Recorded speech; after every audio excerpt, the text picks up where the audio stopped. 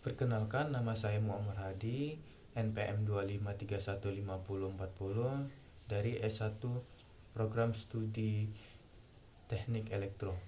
Saya akan membuat video presentasi tentang 5 rukun Islam.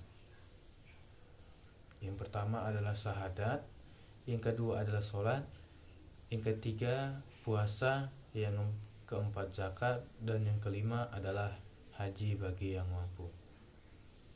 Baiklah, di sini saya akan menjelaskan 5 pilar kekuatan, 5 rukun Islam. 5 pilar kekuatan adalah kerangka dasar ajaran Islam yang harus diyakini secara kokoh dan dilaksanakan secara konsisten oleh setiap muslim. Pilar-pilar ini tidak hanya berfungsi sebagai ritual, tetapi juga sebagai sistem pelatihan menyeluruh untuk pembentuk pribadi yang beriman, disiplin, peduli sosial, dan bersatu. Baik, masuki materi yang pertama adalah syahadat atau yang bisa kita sebut akar keimanan. Syahadat adalah pilar pertama dan paling mendasar. Diibaratkan sebagai akar keimanan atau pondasi keimanan. Inti ajaran syahadat adalah 2 kalimat persaksian. Asyhadu alla ilaha illallah, aku bersaksi bahwa tiada Tuhan selain Allah, wa asyhadu anna Muhammadar Rasulullah, dan aku bersaksi bahwa Nabi Muhammad adalah utusan Allah. Makna ini adalah deklarasi keyakinan yang fundamental. Ia menurut pengakuan mutlak akan tauhid keesaan Allah dan menerima Nabi Muhammad SAW sebagai pembawa risalah dan teladan. Ini adalah pintu masuk sebagai seorang untuk memeluk Islam.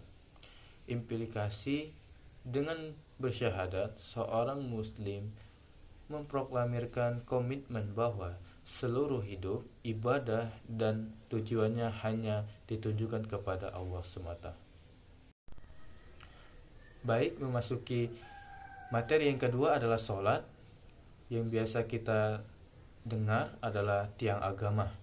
Sholat adalah pilar kedua yang disebutkan sebagai tiang agama atau jembatan komunikasi. Inti ajaran menghadirkan diri atau beribadah di hadapan Sang Pencipta dalam 5 waktu yang telah ditentukan, yaitu subuh, zuhur, asar, maghrib, dan isya. Makna sholat adalah ibadah interaksi langsung atau mi'raj yang wajib dilakukan pada waktu-waktu yang ketat. Gerakan dan bacaan di dalamnya seperti ruku dan sujud merupakan bentuk penyerahan diri dan ketundukan total.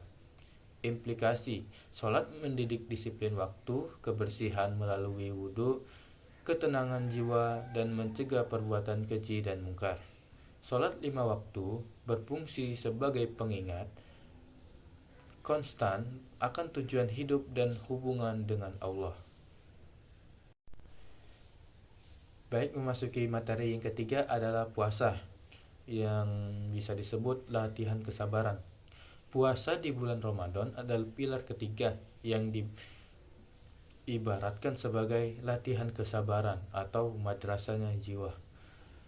Inti ajaran menahan diri dari makanan, minuman, dan segala hal yang membatalkan puasa, mulai dari terbit fajar hingga terbenam matahari.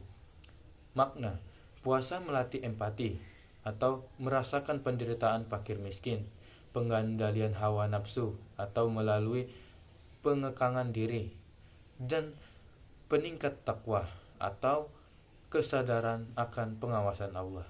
Ini adalah periode intensif untuk mensucikan jiwa.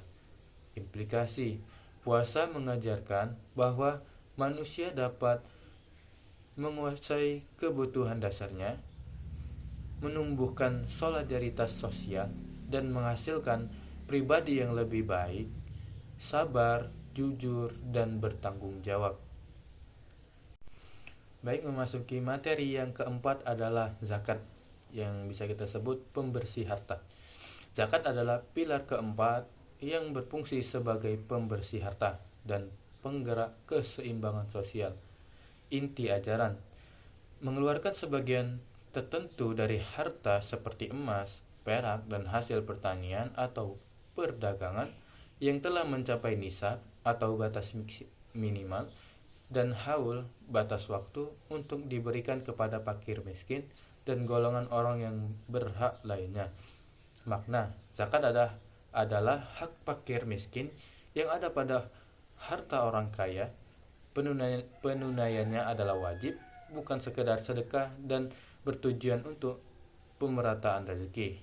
Implikasi zakat secara efektif mengurangi kesenjangan ekonomi, menghilangkan sifat kikir dan individualisme pada yang kaya, serta memberikan jaminan sosial dan martabat bagi yang membutuhkan. Baik, memasuki materi yang kelima adalah haji, yang bisa kita sebut panggilan agung. Haji adalah pilar kelima yang disebut sebagai panggilan agung, simbol persatuan umat dan puncak ibadah. Inti ajaran berkunjung dan melaksanakan serangkaian ritual ibadah di Baitullah atau Ka'bah di Mekah bagi umat Islam yang mampu secara fisik dan finansial. Makna haji menyatukan jutaan muslim dari berbagai ras, negara, dan latar belakang dalam pakaian yang seragam, yaitu ihram. Menghilangkan semua perbedaan sosial. Ini adalah manifestasi tertinggi dari penyerahan diri dan kesetaraan di hadapan Allah.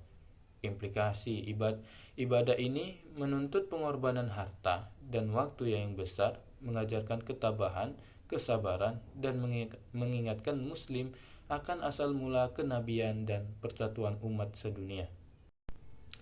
Baik, sekian presentasi dari saya. Bila ada kurangnya saya mohon maaf. Bila ada benarnya itu datangnya dari Allah. Saya akhiri, wabillahi taufik wal hidayah. Wassalamualaikum warahmatullahi wabarakatuh.